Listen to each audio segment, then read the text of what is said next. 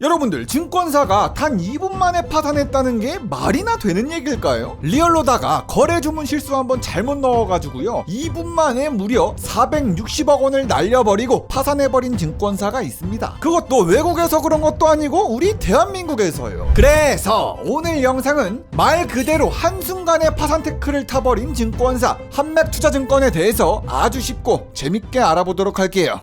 자, 일단요, 파산한 증권사 한맥투자증권, 네, 그렇습니다. 대부분이 잘 모르시는 소형 증권사긴 합니다. 근데 그래도 나름 1991년부터 영업을 했던 증권사고요. 당시에는 우신선물 주식회사였지만 중간중간에 이름을 바꿔가면서 한맥선물, 한맥투자증권으로 상호를 바꿨습니다. 여기서 선물이란 단어가 많이 들어갔었잖아요. 그걸 보면 알 수 있듯이 이 증권사는 주로 선물 거래를 업으로 삼고 있는 증권사 포지션이었습니다. 근데 이 선물 시장에서 한맥이 갖고 있는 경쟁력이 뭐였냐? 그건 바로 컴퓨터 프로그램을 통해서 자동으로 거래를 하는 알고리즘 거래가 그 장점이었습니다. 한맥은 짧은 시간 동안에 선물 간의 가격 차이를 통해서 수익을 낼 수 있도록 프로그램을 짜놨습니다. 그리고 그 프로그램을 써서 한맥은 오지게 돈을 벌고 있었죠.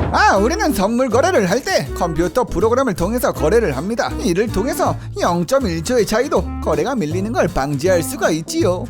한맥투자증권은요 2분 만에 그 증권사가 파산하기 직전까진 자산 규모가 약 1,400억 원에 그중에 부채만 1,200억이고 자기 자본은 200억밖에 안 됐습니다. 증권사 치고는 아주 작긴 해요. 본사는 금융의 중심지 여의도에 위치해 있었고요. 인력은 약 150명 정도가 됐다고 합니다. 자, 그렇다면요, 본문으로 들어가서 이런 한맥투자증권이 대체 왜 망하게 된 거냐? 간단합니다. 정말 손가락이 문제지, 손가락이.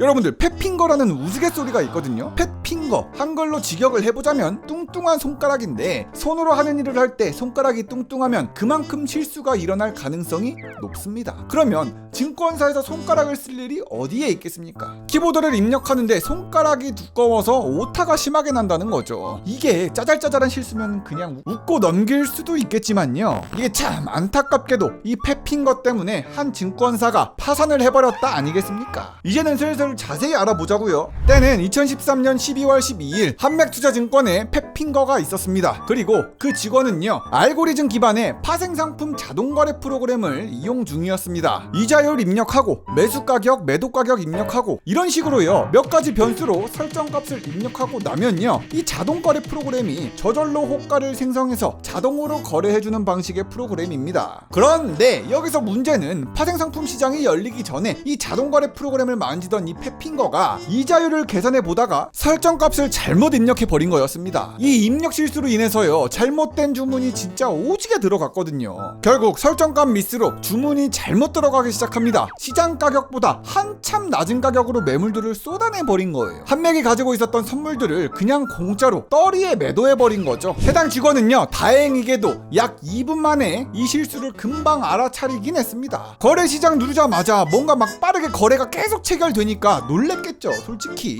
이 직원은 실수를 인지한 뒤에 진짜 이건 뭐가 됐다 싶어가지고 컴퓨터 전원을 그냥 꺼버렸습니다. 그래도 빠르게 전원을 내렸지만 그 2분 동안에 선물 거래들은 그대로 체결됐다는 게 문제죠. 좀 더 자세히 들어가 보면요 팻핑거가 잘못 입력한 숫자가 대체 뭐였냐 알아보니까 옵션 가격의 변수인 이자율 계산을 잔여일 나누기 365일로 해서 계산을 해야 하지만 실수로다가 이걸 잔여일 나누기 0이라고 잘못 기입을 했습니다. 딴 숫자도 아니고 0이란 숫자가 정말 큰 실수였어요. 여러분들, 어떤 숫자든 0으로 나누면 어떻게 됩니까? 0으로 나눌 수가 없죠. 수학에선 0으로 나눌 수가 없단 말을 해요. 근데 10 나누기 0은 10을 0개씩 나눴을 때 몇 개로 나눠지느냐 이 얘기입니다. 10을 0개씩 나누면 0000000 무한히 나눌 수 있는 거잖아요. 그렇기 때문에 계산을 하지 못하고 오류가 나는 거죠. 아마 한맥투자증권에서 잘못 기입한 잔여일 나누기 0이란 숫자 때문에요 프로그램은요 삐릿삐릿 잔여일 나누기 0이라고 쇼? 이러면 모든 상황에서 우리 한맥투자 프로그램이 이익을 실현할 수 있겠는데요? 우리 거 다 팔면 무조건 이익이에요. 그러면 무한대로 거래 체결 가버리겠습니다. 가짱. 라고 말하면서 컴퓨터능 직원이 전원을 내리기 직전까지 약 143초 동안 무려 37,900건의 거래를 다 체결시켜 버렸습니다. 이 숫자를 나눠보면 1초당 이 미친 거래를 몇 번이나 한 것이냐, 초당 265개의 거래를 체결시켜 버린 겁니다. 이로 인해서 한맥투자증권은 약 2분 동안 462억 원이라는 엄청난 손실을 입었죠. 자, 이것도 단순 계산 한번 해보자고요. 재미로다가 잘못 체결된 거래 한 건당 얼마씩 손해를 봤냐, 제가 계산해봤더니 거래 한 건당 약 120만원씩 손해를 봤습니다. 와, 한 건당 120만원 손해. 제가 아까 1초당 이 거래를 몇 번이나 했다고 했습니까? 초당 265건의 거래가 체결됐다고 말씀을 드렸잖아요. 그럼 이걸 계산해보면요, 한맥은 1초당 약 3억 2천만 원을 손해를 보게 된 거예요. 와, 1초당 3억 2천만 원 손해. 와, 감당이 안 되겠죠. 이건 진짜 곽철용 형님도 뚝배기를 어루만지면서 어질어질 하시겠는데요. 한 끝인데 5억을 태워? 한 끝에 5억을 태워가 아니라 1초에 3억 2천만 원을 태운 거니까. 자, 12월 12일 사건이 터지고 나서 한맥투자증권은 어떻게 대처를 했냐? 2분 만에 이미 문제는 다 터져서 한맥은 망하게 생겼습니다. 한맥은 이렇게 얘기합니다. 아니, 띠발이네. 우리 여러분들, 이제 저희랑은 신규 거래도 하지 마시고요, 기존 고객님들도 얼른 타사 계좌로 대관하시거나 청산 빨리빨리 하십시오. 저흰 다 망했습니다 라고 말하면서 긴급한 공지를 홈페이지에 띄웠습니다. 거래소도 같이 발맞춰서요, 한맥증권에 대해서 매매거래 정지를 때려버렸고 일반 투자자들한테 피해가 가지 않도록 도와줬습니다. 그 다음 한맥은요, 2분 동안 쏟아냈던 37,000건의 거래들 모두 다 취소시키고자 했거든요. 한맥투자증권은 사건 당일 한국거래소에 전화해서 이렇게 얘기합니다. 아니, 그거 한 번만 봐주면 안 되겠습니까? 저희가 패피인 것 때문에 착오에 의한 주문 실수거든요. 거래소 형님들, 일단 저희 거래 결제를 보류해 주십시오. 응, 아니야. 거래를 취소해달라고요?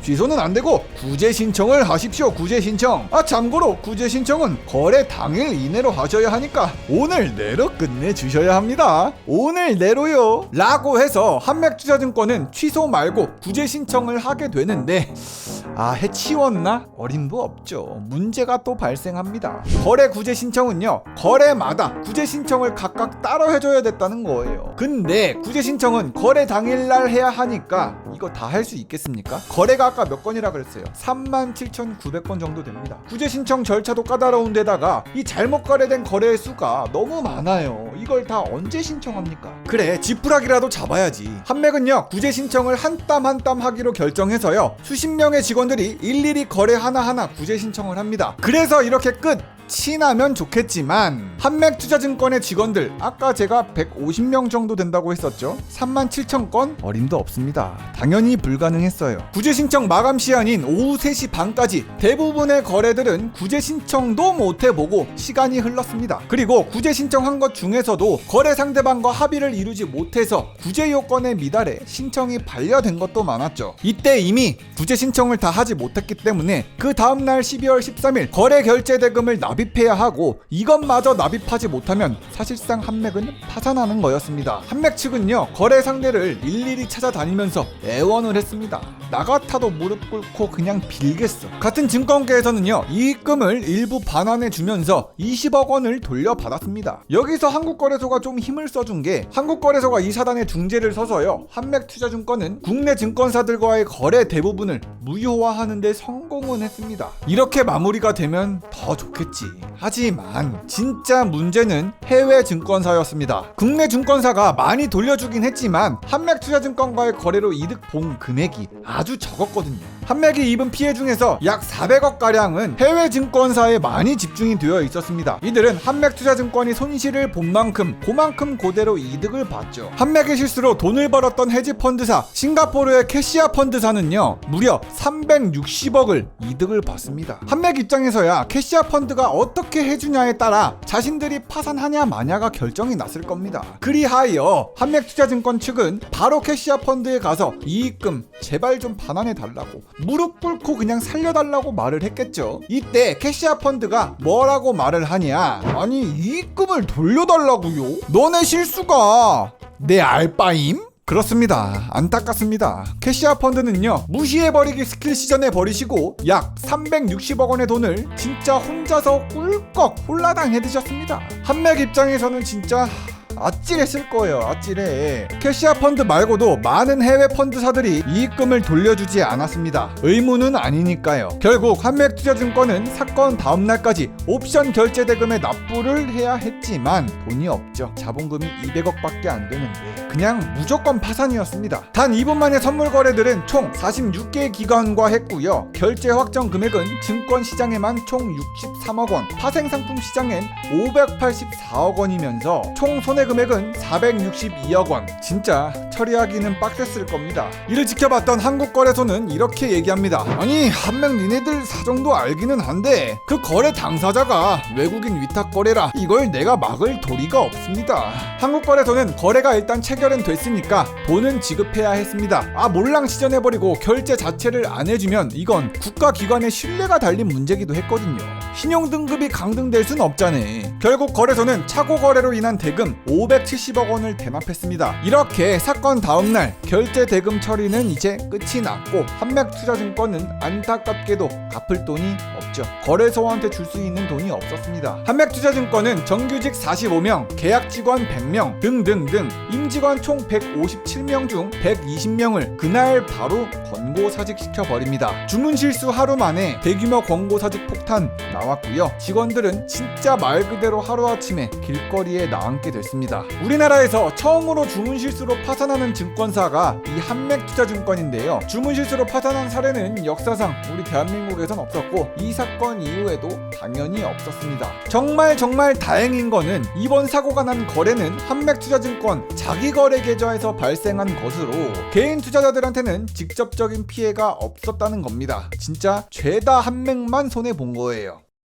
자, 이렇게 해서 사건 당일과 그 다음날까지 좀 자세하게 말씀을 드렸는데 이제부터는 길고 긴 법정 싸움밖에 없습니다. 이전까지는 한맥이 읍소를 하고 무릎을 꿇고 빌면서 돌려달라고 얘기한 거였지만 그래도 안 주는 곳한텐 소송을 통해서라도 받아내야 되잖아요. 한국거래소는 돈 없는 한맥을 대신해서 400억이 넘는 돈을 대신 결제를 했잖아요. 그래서 한국거래소는 이를 돌려달라는 구상금 청구 소송을 내버렸고 이에 한맥증권은 이걸 다시 캐시아 캐피탈에다가 투자이득을 반환해달라는 소송을 냈습니다. 내가 돈을 받아야 줄 거 아니야. 아니, 캐시아 캐피탈 형님들 제 착오를 알면서도 이를 이용해서 막대한 수익을 내신 거 아닙니까? 제발 거래를 취소해 주시고 그 이익금을 돌려주십시오. 내가 왜? 응, 아니야. 안 해줘.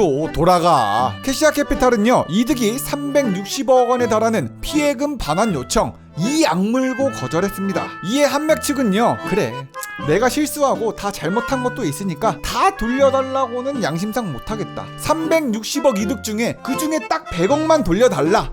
제발 이거 아니면 나 죽어. 이런 식으로 소송도 했는데 부당이득금 반환 청구 소송의 결과는 될 리가 없죠. 상고 기각당하고 한맥 측이 패소당해버렸습니다. 이후로도 서로가 서로에게 떠넘기는 법정 다툼은 계속 이어졌습니다. 그게 2013년부터 최근 2023년 5월까지 약 10년 동안 이어진 거예요. 10년 동안. 지난 10년 동안의 결론이 뭐였냐? 대법원이 이렇게 얘기합니다. 캐시아 캐피탈은 한맥증권의 실수를 알고 나서 그걸 이용해서 이득을 봤다고 단정 지을 순 없습니다. 한맥증권이 당시의 시장 가격에 비추어 이례적인 호가를 제출했다는 것 그 자체만으로 착오를 알고 이용했다고 단정할 순 없다는 거지요. 결론은 돈을 돌려줄 이유가 없다는 것입니다. 라고 종지부를 찍었습니다. 사실상 지금까지 한맥이 지푸라기라도 잡는 심정으로 땡깡 부린 거라 당연히 패소했죠. 1심도 항소심도 판결이 동일했습니다. 결국에 패소는 확정되었죠. 참으로 안타깝습니다.